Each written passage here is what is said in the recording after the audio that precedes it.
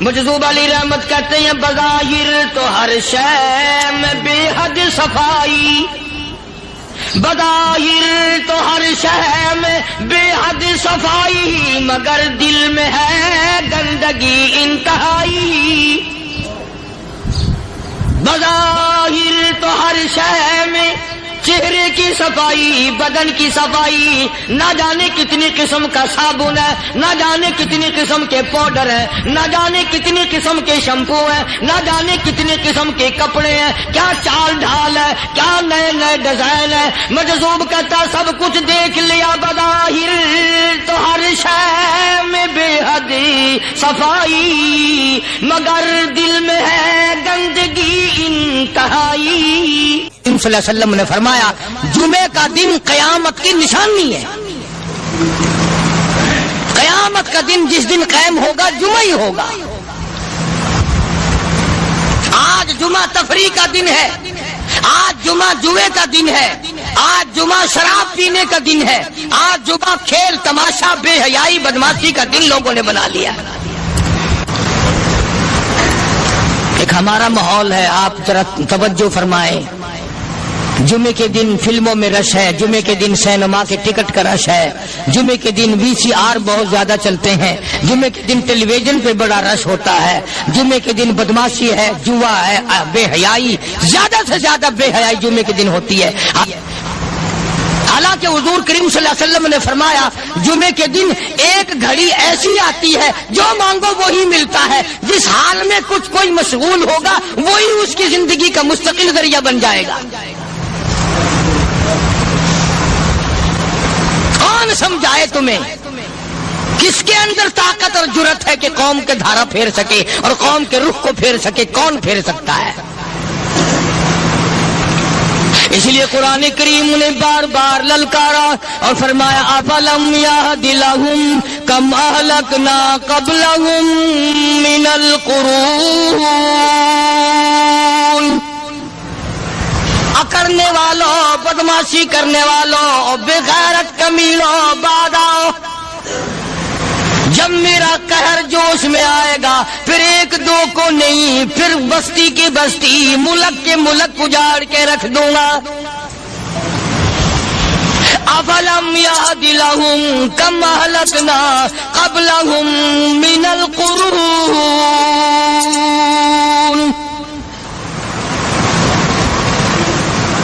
میں نے قرن کے قرن اجاڑ دیے، میں نے روئے زمین کے مالک اجاڑ دیے، میں نے ملکوں کے بادشاہ اجاڑ دیے، میں نے وزیر اعظم اجاڑ دیے، میں نے گورنروں سے بھیک کے ٹکڑے منگوا دیے۔ میں وہ خدا ہوں وتعز من تشاء وتذل من تشاء بیدک الخیر انک علی کل شیء قدیر۔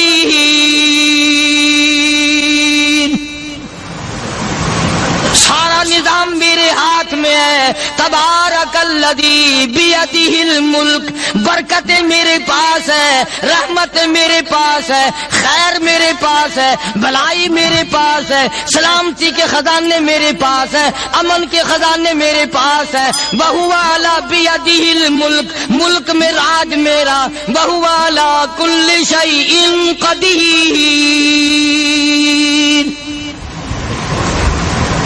ذرے ذرے پہ قبضہ میرا، پتے پتے پہ قبضہ میرا، پہاڑ کی ایک ایک کنکر پہ قبضہ میرا، سمندر کے قطرے قطرے پہ قبضہ میرا۔ تو ہوتا کون آ کر کرنے والا؟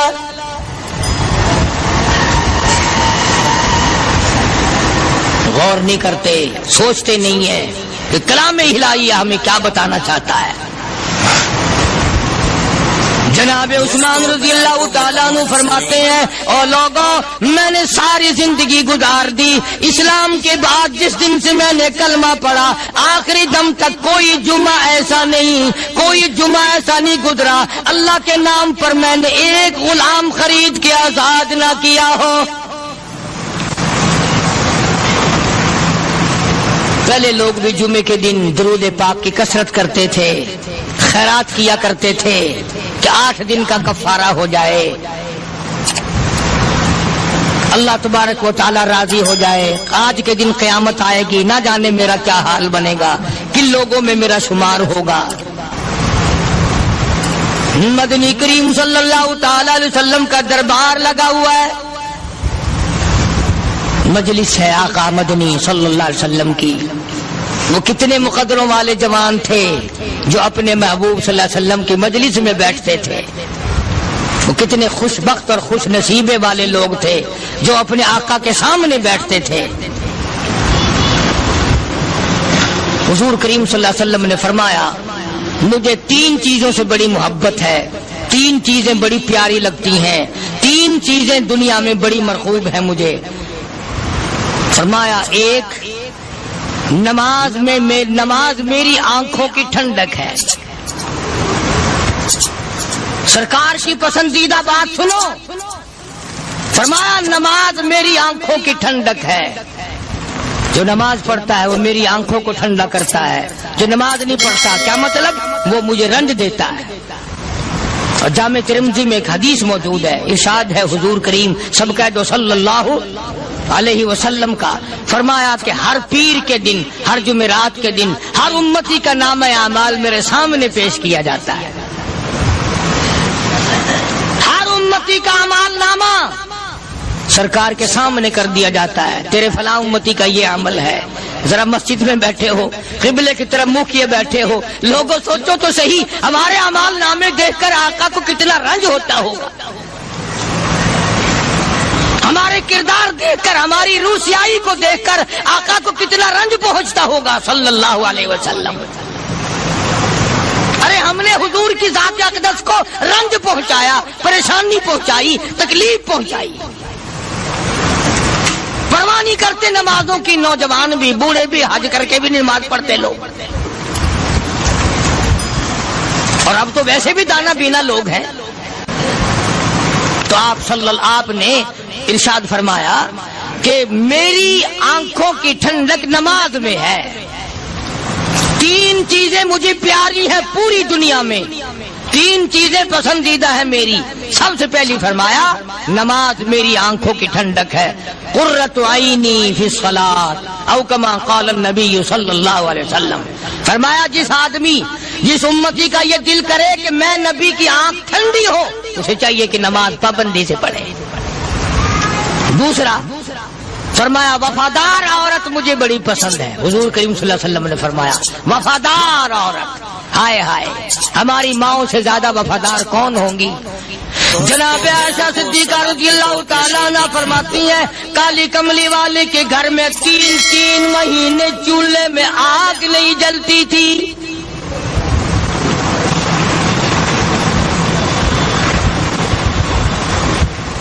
دوسروں کے واسطے ہے سیم و زر و گوہر، اور اپنا یہ حال ہے کہ چولہا ہے بجھا ہوا.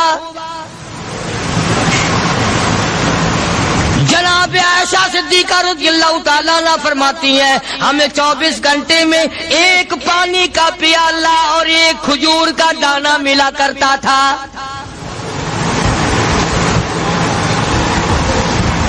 کبھی اپنی ماہوں کی خوراک تو دیکھو، خرچہ تو دیکھو. اور اگلی بات سنو تو حیران ہو جاؤ. جناب عائشہ صدیقہ رضی اللہ تعالیٰ عنہ فرماتی ہیں اس پیالے اور کھجور کی قدر بھی تب ہوئی جب وہ بھی نہ ملی. پیسوں کو برباد کرنے والوں، بے قدری کرنے والوں، ذرا سوچو تو صحیح کہ کیا گھر ہے محمد عربی سب کہہ دو صلی اللہ علیہ وسلم کا. اسی گھر سے خیر و برکت ملی صحابہ کرام کو، لیکن دنیا نہ تھی، بلڈنگ نہ تھی، کوٹھی نہ تھی، بنگلہ نہ تھا، چہل پہل نہ تھی. اچھا ایک بات اور آج یاد کر کے لے جاؤ، یہ تو مجبوری ہوئی نا، یہ تو ایک مجبوری ہوئی، پریشانی ہوئی، محتاجی ہوئی کہ پانی کا 1 پیالہ اور 1 کھجور کا دانہ ملتا تھا. اور اگلی بات سنو تو حیران ہو جاؤ. مجبوری اور چیز ہے، اختیار سے کرنا اور چیز ہے. جناب فاروق اعظم رضی اللہ تعالیٰ عنہ کی حکومت ہے. عائشہ صدیقہ رضی اللہ تعالیٰ عنہ کا سال کا خرچہ 12,000 روپیہ بوری میں بھر کر حضرت عمر نے حضرت عائشہ کے گھر پہنچا دیا. لو تمہارا یہ سال کا خرچہ آ گیا. سال کا خرچہ حضرت عمر رضی اللہ تعالیٰ عنہ نے جناب عائشہ صدیقہ رضی اللہ تعالیٰ عنہ کے پاس بھیجا. اتنا بڑا بورا بھر کر آیا. اللہ غنی، بجائے خوش ہونے کے، بجائے مچلنے کے، بجائے فخر کرنے کے، اپنی خادمہ سے فرمانے لگی. حضرت عائشہ خادمہ سے فرمانے لگی میں نے تو اپنے محبوب صلی اللہ علیہ وسلم کے پیٹ پہ پتھر دیکھے، میں نے تو کالی کملی والے کو فاقے کرتے دیکھا. خادمہ سے فرمانے لگی اس بوری کے اور میرے درمیان میں کپڑا لٹکا دے، میری آنکھ دیکھنا گوارا نہیں کرتی، میری آنکھ دیکھنا بھی گوارا نہیں کرتی. اس نے کپڑا لٹکا دیا. اس کے بعد خادمہ سے فرمانے لگی مدینے میں اعلان کراؤ جس کو خیرات چاہیے وہ عائشہ کے دروازے سے آ کے لے جائے رضی اللہ تعالیٰ عنہ. سارے مدینے میں اعلان ہوگا خیرات لینے والے آ جاؤ. شیئر ضرور کریں. ایک اور بات تھی اس وقت میں، ضرورت مند جاتا تھا، یہ نہیں کہ ٹیبک میں ہزاروں روپیہ پڑا ہوا پھر بھی مانگ کے کھانا ہے، جیب میں ہزاروں روپیہ پھر بھی مانگنا ہے، پلے سے نہیں کھانا. کہ جتنے بھیک مانگے ہیں نا بھیک مانگنے والے 1 کروڑ روپیہ دے دو انشاءاللہ شام کو پھر بھی مانگے گا. اس کے مقدر میں بھیک مانگنا ہے. فرمانے لگی کچھ نہیں ہے. وہ خادمہ کہنے لگی کچھ نہیں ہے. اب وہ خادمہ کہنے لگی کہ اگر 1 ٹکے کا گوشت منگوا لیتی تو تم بھی اپنا روزہ کھول لیتی گوشت سے، میں بھی کھا لیتی. کیا جواب دیا اما عائشہ صدیقہ رضی اللہ تعالیٰ عنہ نے؟ فرمانے لگی اب تانا دینے سے کیا فائدہ، تو نے اس وقت یاد کیوں نہیں دلایا؟ اس لیے میں نے یہ واقعہ سنا دیا کہ پہلی بات سن کر کے تو آپ لوگوں کے دل میں بھی یہ بات آئی ہے نا کہ جی مجبوری ہے، چوری تو وہ کرنے سے رہی بیچاری، پریشانی جو ہوئی، غربت جو ہوئی، تنگی جو ہوئی، چلو پانی کا پیالے پہ گزر کیا. اور نہیں، یہ حضرات اختیاری بھی فاقہ کرتے تھے. اب 12,000 آیا اور افطار کرنے کے لیے چھچوا رہے کھجور بھی نہیں. اور ہم تو خدا جانے کب کب تک کا انتظام سوچتے ہیں، پوتے پوتیوں تک کا انتظام جب تک نہ کر لیں اور اولاد در اولاد تک کا انتظام نہ کر دیں اس وقت تک ہماری تسلی تو ہوتی نہیں. اسی کو مجذوب نے بڑے عجیب طریقے سے سمجھایا، کہتا ہے کہ آنے والی کس سے ٹالی جائے گی، آنے والی کس سے ٹالی جائے گی، اور جان ٹھہری جانے والی جائے گی، روح رگ رگ سے نکالی جائے گی، تجھ پہ ایک دن خاک ڈالی جائے گی. تیرے رشتہ دار عزیز اقربا دھڑا دھڑ مٹی پھینک کے ایسے آئیں گے گویا تجھے پہچانتے بھی نہیں. بڑی بڑی عجیب باتیں کہی مجذوب علیہ رحمت نے. اللہ کی رحمت نازل ہو اس کی قبر مبارک پہ آمین کہو. کہتا سب کی سب ہیں راہ رب کوئے فنا، سب چل رہے ہیں فنا کی طرف. اب یہ جو ہم لوگ بیٹھے ہیں نا خوش ہو رہے ہیں، میری 50 سال عمر ہو گئی، میری 60 سال عمر ہو گئی، میری 40 سال عمر ہو گئی، میری 30 سال کم عمر ہو گئی. اور اصل بات ہمارے دماغ میں اپنے آپ کو آخرت کے لیے جس قدر ممکن ہو سکے تیاری کریں. آج کل بڑی رات ہے، سویرے اٹھو، کم سے کم صبح و شام ہر آدمی 1 تسبیح درود شریف کی، 1 تسبیح استغفار کی اور 1 تسبیح تیسرے کلمے کی، یہ تو کم سے کم ہو ہی جائے. بکواس کرتے سو جاتے ہیں، بکواس کرتے اٹھ جاتے ہیں، بلا ہے کوئی زندگی کا معاملہ؟ اللہ سے معافی مانگتا سو جا اور معافی مانگتا اٹھ جا. خدا کی قسم اللہ کا دریائے کرم جوش میں آئے. تو یہ ساری چیزیں میں نے اس لیے عرض کی. تو وقت پورا کرنے والا حساب نہیں کہ نہ جانے کس کو توبہ کی توفیق ہو جائے. کم سے کم ان 3 تسبیحوں کو ہر مرد عورت لازمی پکڑ لے.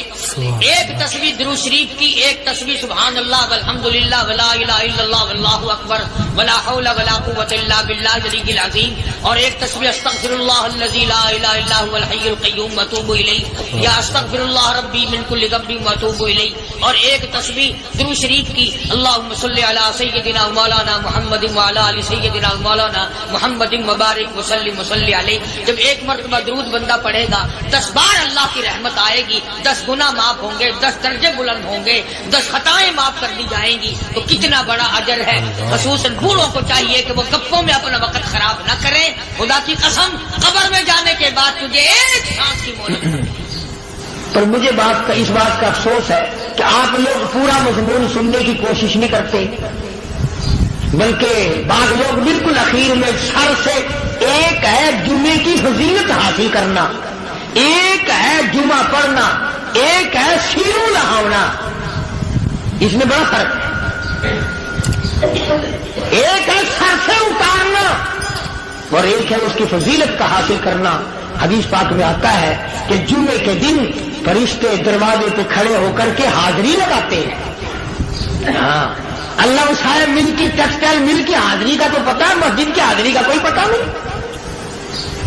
اگر دیر ہو جائے تو وہ گیٹ کیپر واپسی کر سکتا ہے، اگر دیر میں آیا تو یہ فرشتہ نہیں کہتا، لانتی ہوا پیچھے سے. بہت مدت کی بات ہے، علامہ یوسف بن نور رحمۃ اللہ علیہ زندہ تھے. میں کراچی تھا تو حضرت نے مجھے فرمایا کہ جمعہ ہمارے یہاں پڑھا دو. اب کے میری والی وہ جمعہ پڑھاتا تھا ان دنوں میں. تو میں جب گیا تو ہم ایک چھوٹے سے دروازے سے داخل ہونے لگے. ایک پٹھان کہنے لگا پرلے دروازے سے چلو، میں بھی ادھر سے جاتا ہوں.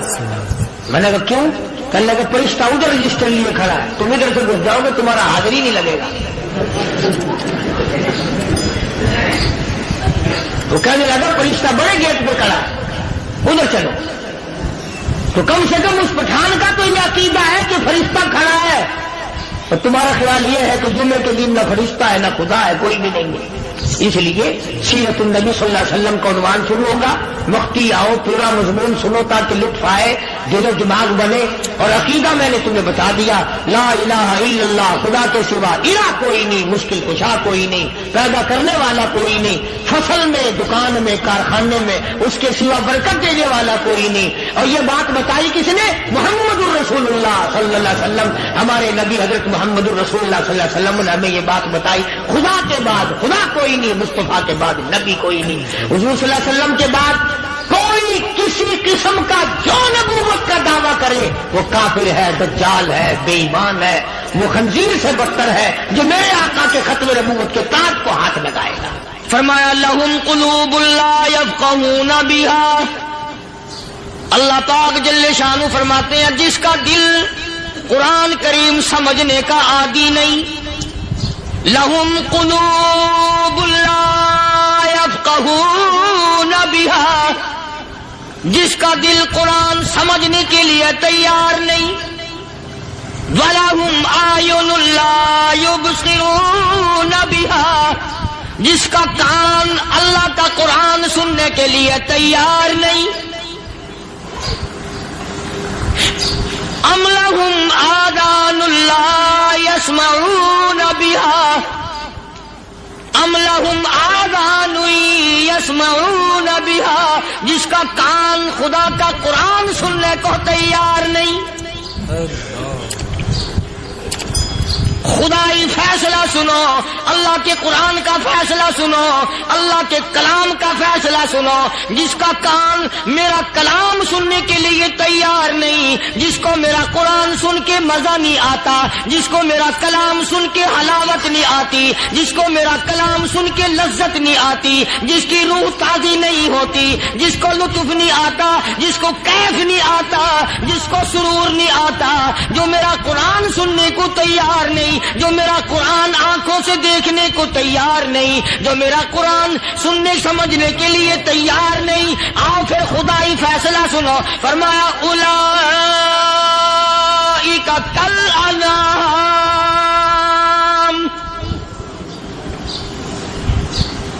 میرا فیصلہ نہیں، کسی پارٹی کا فیصلہ نہیں، کسی فرقے کا نہیں، کسی طبقے کا نہیں، کسی جماعت کا نہیں. فرمایا اولئک الانعام. پیدا کرنے والا مالک و خالق کہتا ہے مجھے اپنی کبریائی کی قسم یہ سارے جانور ہیں.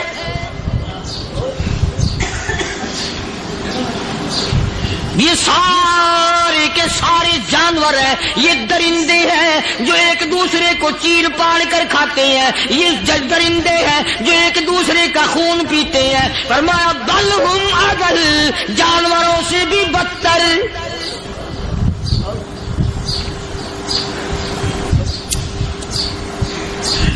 جس کے دل میں قرآن سن کر ترس نہیں، جس دل میں رحم نہیں، اپنے سے کمزور دیکھ کر جس کے دل میں شفقت نہیں، مہربانی کا مادہ نہیں. فرمایا وہ کوئی بندہ ہے، وہ تو جانور ہے. اور خدا قسم میں آ گیا، فرمایا بل ہم اضل، اس سے بھی بدتر. اللہ والے جو ہیں وہ ان خصلتوں کو دور کراتے ہیں اور وہ آدمی کے مزاج اور دل میں سے ایسی چیزیں نکالتے ہیں جو اس کی بربادی کا ذریعہ بنتا ہے. دل کی بیماریوں کا کسی کو فکر نہیں. بخار ہو جائے، آپ چڑھ جائے، آپ کو پتہ چل جاتا ہے. نزلہ ہو جائے، آپ کو پتہ چل جاتا ہے. کھانسی ہو جائے، پتہ چل جاتا ہے. دل کی بیماریوں کا کیا پتہ چلے؟ صحابہ اکرام رضوان اللہ تعالی علیہ مجمعین کی جماعت کے اللہ پاک کے محبوب حضرت محمد الرسول اللہ صلی اللہ تعالی علیہ وسلم نے دلوں کی صفائی کی. پہلے لوگ جھونپڑیوں میں کچے کوٹھوں میں رہتے تھے، نہ اتنی صفائی تھی نہ اتنی ترقی تھی. آج برتنوں کی صفائی دیکھو، کپڑوں کی صفائی دیکھو، مکان کی صفائی دیکھو، رات دن بس اسی دھندے میں لگے ہوئے. سارا دن برتن دھونے سے فرصت نہیں، سارا دن کپڑوں کے بناؤ اور سنوار میں فرصت نہیں. تو اللہ والے ایسے موقع پر بڑی عجیب بات کہتے ہیں. وہی مجذوب ہے، مجذوب علی رحمت کہتے ہیں بظاہر تو ہر شے میں بے حد صفائی، بظاہر تو ہر شے میں بے حد صفائی، مگر دل میں ہے گندگی انتہائی. بظاہر تو ہر شے میں چہرے کی صفائی، بدن کی صفائی، نہ جانے کتنی قسم کا صابن ہے، نہ جانے کتنی قسم کے پاؤڈر ہیں، نہ جانے کتنی قسم کے شیمپو ہیں، نہ جانے کتنی قسم کے کپڑے ہیں، کیا چال ڈھال ہے، کیا نئے نئے ڈیزائن ہے. مجذوب کہتا سب کچھ دیکھ لیا، بظاہر تو ہر شے میں بے حد صفائی، مگر دل میں ہے گندگی انتہائی.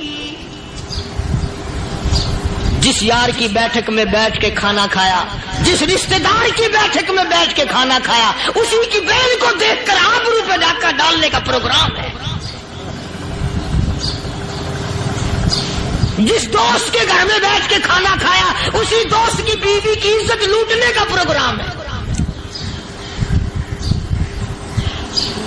پرانے زمانے میں اب بھی دلی جیسے شہر میں اگر دعوت کی جاتی ہے تو وہاں ایک تشتری میں نمک آتا ہے سب سے پہلے. عرب میں بھی دستور تھا پرانے زمانے میں، اگر کوئی دعوت کرتا، کوئی تقریب کرتا، سب سے پہلے نمک آتا تھا. ایک ایک انگلی ہر شخص نمک چاٹتا تھا. کیا مطلب؟ جس نے نمک چاٹ لیا اب وہ نمک حرامی نہیں بنے گا. اس گھر میں چوری کرنا، اس گھر کی آبرو کا غلط تصور لانا، اس گھر کے مال میں خیانت کرنا وہ حرام سمجھتا تھا جس گھر کا میں نے نمک چکھ لیا. اور مسلمانوں کی بات نہیں، ہندوؤں کی بھی یہ باتیں تھیں. مولانا محمد علی صاحب جلندری سب قید رحمت اللہ علیہ فرمایا کرتے تھے کہ ایک سکھ تھا بہت بڑا ڈاکو. مسلمان اور ہندو مل کر اس کو ساتھ ملا کر کے لے گئے کہ یہاں اس گاؤں میں اس پنڈ میں ڈاکہ ڈالے. سفر کر کے گئے، تکلیف اٹھا کے گئے. اس سکھ ڈاکو نے پوچھ لیا کہ یہ کون سا گاؤں ہے کہ یہ فلانا ہے. اچھا سارے کے سارے یہ تلاش کرو، یہ سوچ بچار کرو اپنے پنڈ کی، اپنے علاقے کی، کسی مسلمان کی، کسی ہندو کی، کسی سکھ کی، کسی چوڑے چمار کی اس گاؤں میں لڑکی تو نہیں؟ ہمارے یہاں سے کوئی لڑکی تو شادی ہو کے یہاں نہیں آئی ہوئی؟ ان ساروں میں سے کہنے لگا کہ ہمارے بھنگی کی لڑکی جمعدار کی یہاں آئی ہوئی ہے. کہنے لگا واپس چلو، بیٹی بیٹی ہے، چاہے بھنگی کی ہو یا نواب کی ہو. ارے کل بیٹی کا ڈولا دیا تھا، آج دھکا ڈالیں گے، شرم نہیں آئے گی؟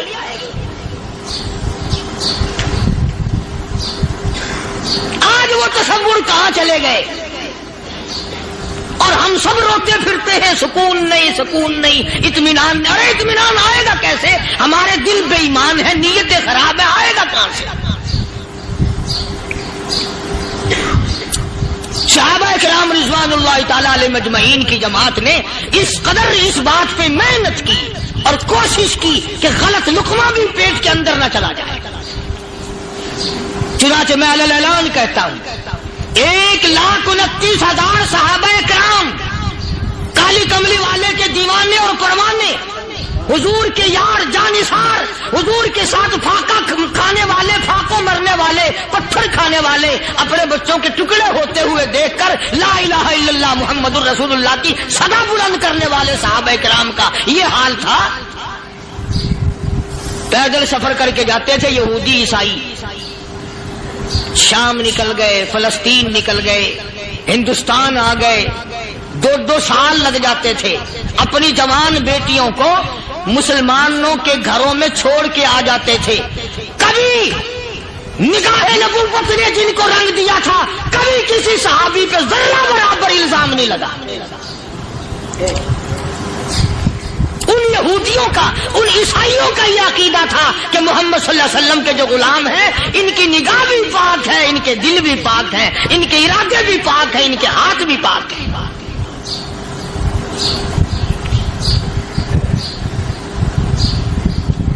مصر کے گورنر نے، مصر کے جنرل کرنل نے خط لکھا سیدنا فاروق اعظم رضی اللہ تعالی عنہ کی خدمت میں. دور خلافت ہے حضرت فاروق اعظم کا. کیا خط لکھا کہ حضور مجھے کافی وقت گزر گیا ہے اور فلاں علاقے میں آپ کے حکم سے ہم نے جانا ہے اور راستہ صرف ایک ہے اور اس راستے میں جال بچھا دیا گیا. اب مجھے مشورہ دیں، میں کیا کروں؟ حکم دیں مجھے. جال کیا بچھا دیا گیا کہ ہمیں پتا چل گیا ہے عیسائیوں نے پروگرام بنایا، سینکڑوں لڑکیاں تلاش کر کر کے بڑی خوبصورت حسینہ اکٹھی کی ہیں، ان کو گانے بجانے کی ٹریننگ دی ہے، ان کو اچھی اچھی آوازوں والی لڑکیاں ڈھونڈ کے لائے ہیں اور انہوں نے یہ پروگرام بنایا کہ جب مسلمانوں کی فوج اس گلی سے گزرے گی، ان کوٹھوں کے اوپر چڑھ کے گانا بجانا کریں گے تاکہ ان کے دل میں بدماشی آئے اور ان کا بیڑا نہ رکھو.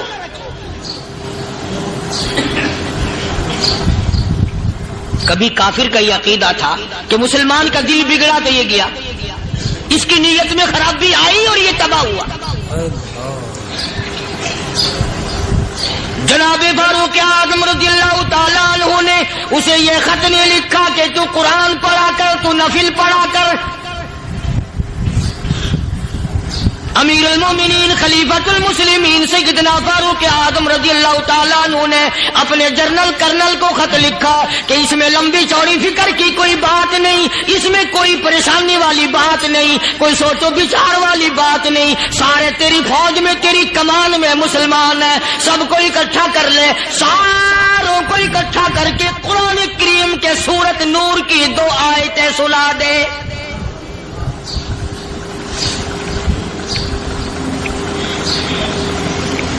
یہ بھی نہیں فرمایا کہ سزا سناؤ، اتنے کوڑے لگیں گے، جو خلاف کرے گا یوں قید ہوگی، یہ کورٹ مارشل کر دیا جائے گا. کچھ نہیں. جناب فاروق اعظم رضی اللہ تعالیٰ عنہ کی رائے دیکھو. ان کے خیال میں قرآن کریم میں اتنی بڑی طاقت ہے، اتنی بڑی عظمت ہے، اتنی بڑی کرامت ہے، کلام الہی میں اتنا بڑا شرف ہے. اعلان کر دیا، فرمایا اپنے کرنل کو ساری فوج کو، لشکر کو اکٹھا کر کے قرآن کریم کی فلاں فلاں آیت سنا دے.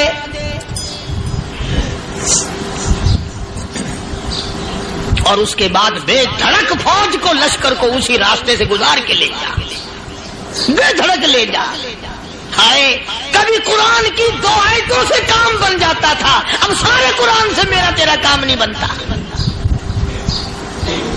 قصور قرآن کا نہیں ہے، یہ میرا تیرا ہے. یہ تو اتنی وفادار کلام ہے، اتنی پاک کلام ہے، خدا کی قسم. ہزاروں رجسٹروں کے گتے، ہزاروں چائے کے ڈبے، ہزاروں مٹھائی کے ڈبے، لاکھوں کروڑوں دوائیوں کے ڈبے گندے نالوں پہ، کوڑیوں پہ، روڑیوں پہ پڑے ہیں، اور جس گتے نے قرآن کے ساتھ یاری لگا لی، خدا کی قسم کوئی آدمی بغیر وضو اس گتے کو بھی ہاتھ نہیں لگا سکتا. ہزاروں نہیں لاکھوں کپڑے مارکیٹ میں پڑے، پر جس کپڑے نے قرآن سے یاری لگا لی، جو کپڑا جسدان بن کر قرآن پہ چڑھ گیا، لوگ اس کو بھی چومتے ہیں، اور چومنا چاہیے. یارو کپڑے نے قرآن سے یاری لگائی تو کپڑا عظمت والا بن گیا، گتے نے یاری لگا لی تو گتا بن گیا. ہزاروں قسم کے کاغذات روزانہ ذلیل ہوتے پھرتے ہیں، جس کاغذ پہ قرآن لکھا گیا وہ عظمت پا گیا، جس سیاہی سے قرآن لکھا گیا وہ سیاہی عظمت والی بن گئی. ارے اگر مسلمان قرآن کو اپنے اندر پیدا کر لے، اس کی عظمت کو بسا لے، اس کو اپنا لاہ عمل بنا لے، اس کو اپنے سر پہ رکھ لے، تو کیا یہ بندہ قرآن کے ساتھ وفاداری کرے تو قرآن کیا خیال ہے قرآن بے وفائی کر دے گا؟ یقین نہیں، یقین اصل بات اعتقاد کی ہے.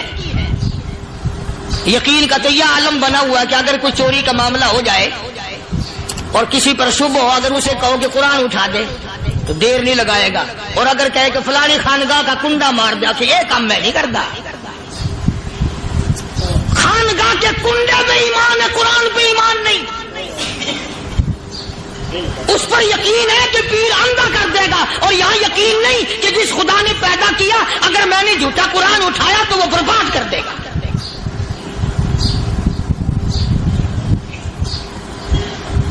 عجیب عجیب لوگ. چنانچہ مصر کے کرنل نے، مصر کے جنرل نے ساری فوج کو اکٹھا کر لیا. اس نے بھی یہ بات تو نہیں کہی کہ فاروق اعظم کو دوبارہ خط لکھتا کہ حضرت یہ تو 2 آیتیں آپ نے لکھی، یہ تو سارا قرآن روز پڑھتے ہیں، پر بنے گا کیا؟ جیسے فاروق اعظم کا یقین تھا، فاروق اعظم کی فوج کے کرنل کا بھی یقین ہے، فاروق اعظم کے فوج کے جنرل کا بھی یقین ہے. اس نے ساری فوج کو اکٹھا کیا، لشکر کو جمع کیا، اور اس کے بعد کہنے لگا قل للمؤمنین یغضوا من ابصارکم وَيَحْفَظُوا فُرُوجَهُمْ ذَلِكَ أَزْكَىٰ لَهُمْ إِنَّ اللَّهَ خَبِيرٌ بِمَا يَصْنَعُونَ.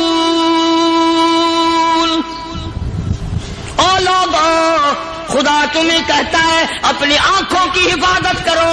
اگر تمہاری نظریں غلط جگہ پڑی، اپنی عزت کی حفاظت کرو، اپنی آبرو کی حفاظت کرو. اگر غلط نظریں پڑی، غلط استعمال ہوئی، ان اللہ خبیر بما یصنعون.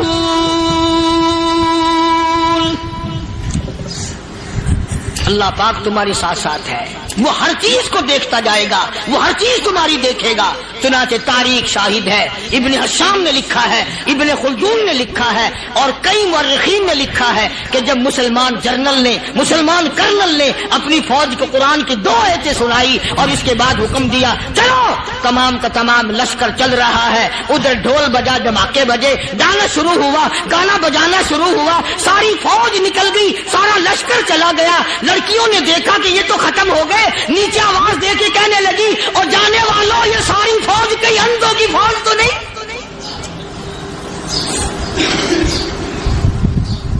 یہ حسن کا نظارہ اور یہ ڈانس اور یہ آواز، ہم ناچ ناچ کے تھک گئی، کوئی سر نہیں اٹھاتا.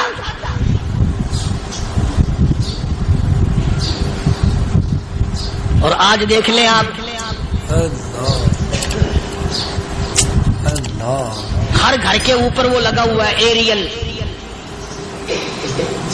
لعنت کا ایریل لگا ہوا ہے، لعنت کا ایریل.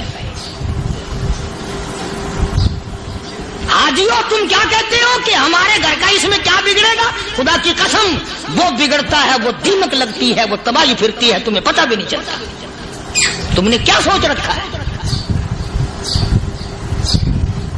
مسلمان کرنل کے حکم پہ ساری فوج نکل گئی. ناچنے والی گانے والی لڑکیاں عیسائیوں کی حیران ہیں. کیا ہوا؟ لاکھوں کی تعداد میں فوج گزر گئی، کوئی نگاہ اٹھا کے نہیں دیکھتا. ایک مسلمان سپاہی گزرتا گزرتا نیچی نظریں کیے کہنے لگا سر کیسے اٹھائے، نگاہ کیسے کوئی اٹھائے گا؟ یہ سارے کے سارے اللہ کا قرآن سن کر آئے ہیں.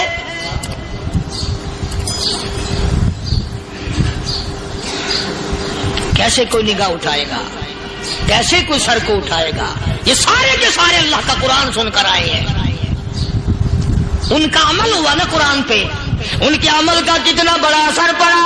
مورخین نے لکھا، ابن حشام لکھتا ہے عیسائی لڑکیوں نے چھلانگے لگا دی، کوٹھی سے نیچے آ گئی، کہنے لگی عام مسلمانوں وہ قرآن ہمیں بھی سنا کے جاؤ جس میں اتنی اسپرٹ ہے، اتنی طاقت ہے، جو حسن کے نظارے سے روک دے، جو گانے بجانے سے روک دے. یہ تو آدمی کے دل کا سکون ہے. نہ گانا سنتے ہو نہ حسن کا نظارہ کرتے ہو. جاتے والے یوں نہ جاؤ، ہمیں بھی وہ قرآن سنا کے جاؤ.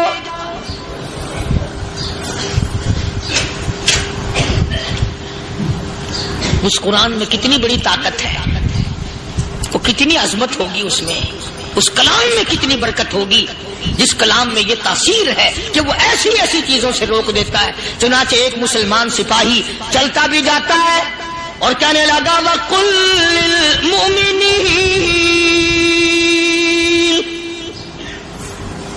وَقُلْ لِلْمُؤْمِنِينَ. قرآن کی آیت پڑھ کے سنائی. سینکڑوں نہیں بے شمار لڑکیاں ایک مسلمان کی زبان سے اللہ کا قرآن سن کے کہنے لگی اور جانے والوں چھوڑ کے نہ جاؤ، ہمیں بھی کلمہ پڑھاؤ.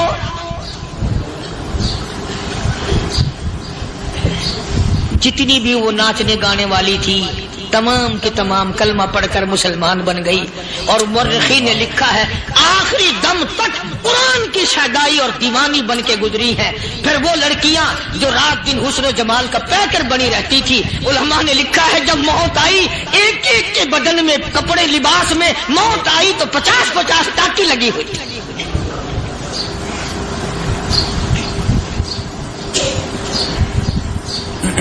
بظاہر تو آج بھی بڑی جھاڑا پنجی ہے، بڑی صفائی ہے، بڑی دوڑ دھوپ ہے. اسی کو مجذوب الاعلان کہتا بظاہر تو ہر شے میں بے حد صفائی، مگر دل میں ہے گندگی انتہائی.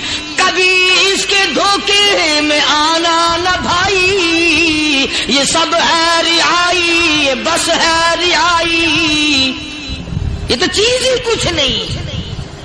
بڑے بڑے دھندے ہمیں پلٹتے دیکھے، بڑے بڑے نظام بگڑتے دیکھے. محمد عربی صلی اللہ تعالی علیہ وسلم کے دربار میں بڑے بڑے لوگ آتے تھے. اللہ غنی، نگاہ نبوت نے جس کو رنگ دیا سبحان اللہ، پھر قیمت تو بن گیا، وہ اسلام کی دولت سے پیچھے نہ ہٹا. کوئی پیچھا پھر کے دیکھا ہی نہیں کہ ہم کیا کر رہے ہیں. ایک لذت تھی، ایک کیف تھا، ایک سرور تھا صحابہ کرام. کہاں سے وہ چیز ہم لائے، کیسے ہم میں وہ چیز پیدا ہوگی. جنگ بدر ہوا، بڑی بہترین بات ہے، توجہ لکھ کے لے جاؤ، انشاءاللہ قبروں میں دعائیں دو گے. جنگ بدر ہوا، 70 سے زیادہ کافر پکڑے گئے، مدینے میں پکڑ کے قیدی بنا کر کے لائے گئے. تنگ دستی کا زمانہ ہے، 1 سال نہیں ہوا مسلمان اجڑ کے آئے تھے، مار کھا کے آئے، پریشان ہو کر آئے، دن دولت چھوڑ کر لٹا کر آئے. ان کے پلے کیا تھا؟ شام کا وقت ہوا، مدنی کریم صلی اللہ تعالی علیہ وسلم نے مسجد کے دروازے میں کھڑے ہو کر اعلان فرما دیا کون ہے، کون ہے جو میرے مہمانوں کو کھانا کھلائے. اور وہ مہمان کوئی شہنشاہ نہیں تھے، ہیں بھی کافر، ہیں بھی اسلام کے دشمن. آئے بھی صحابہ کرام کو مارنے، میدان جنگ سے پکڑ کے لائے گئے، جنگی قیدی ہیں، اس نبی کی طرف کبھی منہ کیا کر جس نبی کا تو غلام ہے، امتی بڑا پھرتا ہے۔ فرمایا کون ہے جو میرے مہمانوں کو کھانا کھلائے؟ صحابہ کرام میں سے کسی نے 2 پکڑ لیے، کسی نے 1 کو ساتھ لے لیا۔ ایک بنادار سا غریب سا صحابی ہے، اس نے ساتھ لے لیا ایک مہمان اور گھر لے کے گیا۔ بیوی کو کہنے لگا کہ کھانا کتنا ہے؟ کہ بس 1 آدمی جو کا ہے، 1 آدمی کی کافی ہوگا۔ کان میں کہنے لگا اپنی بیوی کے، دستور تھا عرب کا، مہمان اور میزبان اکٹھے کھایا کرتے تھے۔ اپنی گھر والی کے کان میں کہنے لگا کہ اس کے آگے کھانا رکھ دیں گے مہمان کے، جب یہ کھانا شروع کر دے گا کسی بہانے سے دیوا بجھا دیو، میں یوں ہی منہ کو خالی ہلاتا رہوں گا، یہ کھانا کھا لے گا، پیٹ بھر جائے گا اس کا۔ چنانچہ کھانا آگے رکھ دیا، جو کچھ بھی تھا اس نے کھانا شروع کیا کہ جی آپ بھی کھائیں، کہ ہاں میں بھی کھا رہا ہوں۔ بس یوں ہی کھانے میں بھی ہاتھ لگائے، منہ کو بھی ہاتھ لگائے اور منہ کو چلائے بھی برابر۔ بیوی نے چراغ بجھا دیا۔ یہ عمل تو صحابی کر رہا ہے اپنے گھر میں۔ ادھر قرآن کریم نازل ہو گیا محمد کریم صلی اللہ علیہ وسلم کی ذات پہ، فرمایا وَيُؤْثِرُونَ عَلَىٰ أَنفُسِهِمْ وَلَوْ كَانَ بِهِمْ خَصَاصَةٌ وَمَن يُوقَ شُحَّ نَفْسِهِ فَأُولَٰئِكَ هُمُ الْمُفْلِحُونَ۔ اور میرے محبوب مبارک ہو، تیری امت میں ایسے لوگ بھی ہیں جو اپنا منہ خالی ہلا رہا ہے، بیوی بھوکی بیٹھی ہے، چراغ بجھائے بیٹھی ہے اور اپنے ہاتھ کو خالی چلا رہا ہے اور میرے بندے کا پیٹ بھر رہا ہے۔ اور میرے محبوب مجھے اپنی عظمت کی قسم، میں تیرے ان دیوانوں پہ جنت واجب کر چکا۔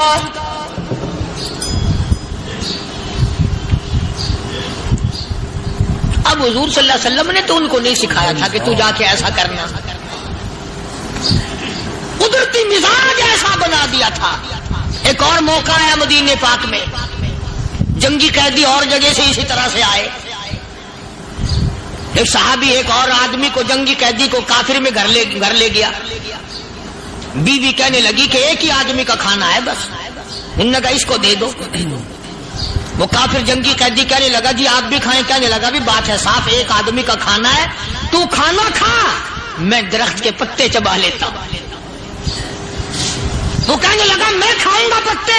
انہوں نے کہا تو رئیس آدمی ہے مکے کا، میں پرانا غریب ہوں، مجھے پتے چبانے کی عادت ہے، تیرے پیٹ میں درد نہ ہو جائے، میں عادی ہوں پتے چبانے کا۔ اس نے پتے چبا لیے۔ کافر مسافر اور مہمان جو تھا جنگی قیدی، اس کو کھانا کھلا دیا۔ دوسرے دن پھر ایسی نوبت آئی، اس نے کہا آپ بھی میرے ساتھ کھانا کھائیں گے؟ کہ نہیں بھائی تو کھا، میں بچے چبانے کا عادی ہوں۔ 2 دن تو اس کافر نے کھانا کھا لیا، اور جب تیسرے دن اس کے آگے کھانا آیا، انہوں نے کہا بھائی تو ہی کھا، بس اتنا ہی کھانا ہے، میں تو میاں بیوی ہم تو پتے چبا لیں گے۔ اور کہنے لگا مدینے والوں تم خود پتے چباتے ہو، دشمنوں کو کھانا کھلاتے ہو، آج میری بھی ایک شرط ہے، پہلے کلمہ پڑھا پھر کھانا کھلا۔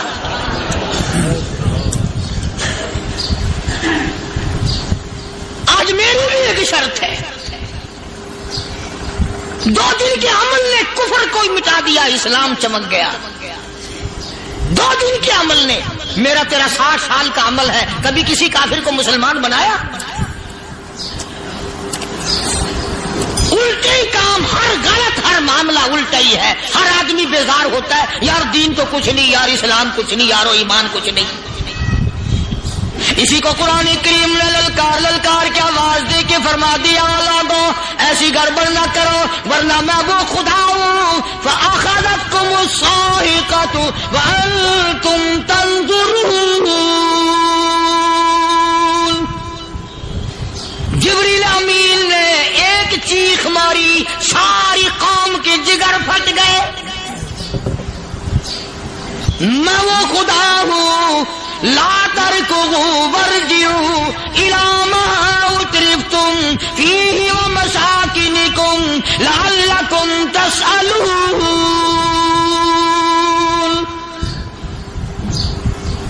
مکان چھوڑ کے بھاگتے ہیں، ماحول چھوڑ کر بھاگتے ہیں، معاشرہ چھوڑ کر کے بھاگتے ہیں. خدا کہتا آؤ جن مکانوں پہ تمہیں ناز تھا وہ یہ کھڑے بھاگ کر رہے.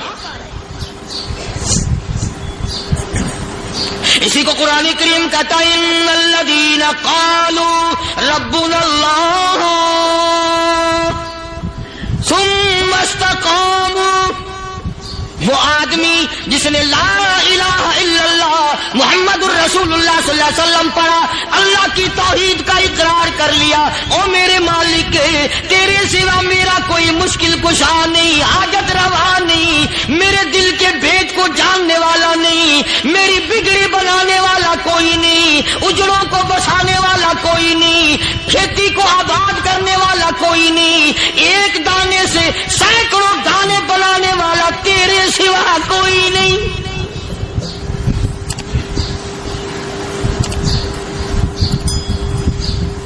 کھیتوں میں جاؤ،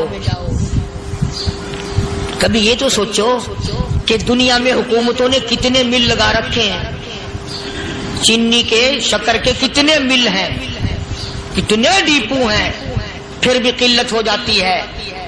اور یہ اللہ میاں نے کتنا میٹھا کیلے میں، سنترے میں، مالٹے میں، انگور میں، سیب میں. کبھی یہ بھی سنا کہ اللہ میاں کا شوگر مل فلاں علاقے میں لگا ہوا ہے؟ کبھی یہ تو دیکھو کہ یہ قدرت کاملہ کے سوا اور کون پیدا کر رہا ہے. فرمایا جس نے اللہ کی توحید کا اقرار کر لیا، محمد عربی صلی اللہ علیہ وسلم کی ختم نبوت کا اقرار کر لیا، خدا کے بعد خدا کوئی نہیں، مصطفیٰ کے بعد نبی کوئی نہیں. پھر قرآن نے شرط لگائی ثم استقاموا، پھر اس پر جمع رہے، ڈٹا رہے. یوں نہیں کہ کبھی ادھر لڑک گیا کبھی ادھر لڑک گیا. لوگ تو بدل جاتے ہیں، لوگوں کا کیا ہے. پچھلے سال کی بات ہے، یہی مغرب کی نماز کے بعد گرمی کے موسم میں یہاں بیٹھا ہوا تھا باہر، آگے شہر کے وہ آدمی وہ کہنے لگے جی ایک کام آئے ہیں. میں نے کہا کیا؟ کہ 25,000 روپے چوری ہو گیا ہمارا، بتاؤ ہمیں. میں نے کہا مجھے کیا پتا. انہوں نے کہا نہیں سارا شہر کہتا ہے کہ قاریہ نہیں بتا دیتا ہے. میں نے کہا اچھا یہ یوں نہیں جانے کا. میں نے کہا پھر آپ دے لوں گا.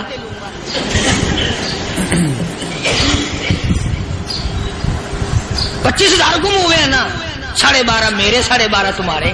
کہنے ہیں دیکھو نا جی بال بچے چھوٹے چھوٹے غریب بچے ہیں جن کے وہ پیسے ہیں. میں نے کہا اچھا میں بادشاہ لگا ہوا ہوں.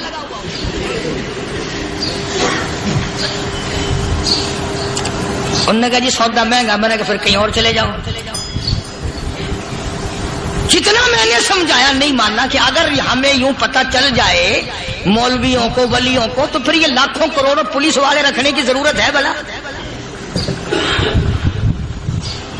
اتنی بڑی فوج کا رکھ کر کیا کریں گے ہم؟ اربوں روپیہ فوج کا خرچہ ہے. 2 ولی، ایک ولی کو اس بارڈر پہ بٹھا دیں گے، ایک ولی کو اس بارڈر پہ بٹھا دیں گے. پھر ہم بڑھانا دیں گے اولیاء کرام رجمت. ذہنیت ماری گئی، سمجھ نہیں پاتے، دین کے قریب نہیں آتے لوگ، سمجھتے نہیں. فرمایا ثم استقاموا تتنزل علیہم الملائکۃ الا تخافوا ولا تحزنوا وابشروا بالجنہ التی کنتم توعدون.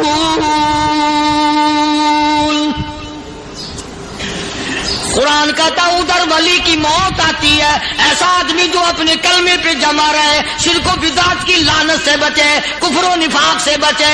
ادھر موت آتی ہے، ادھر فرشتے کہتے ہیں گھبرانا، غم نہ کر، بہشت کے دروازے تیرے لیے سارے کھلے ہوئے.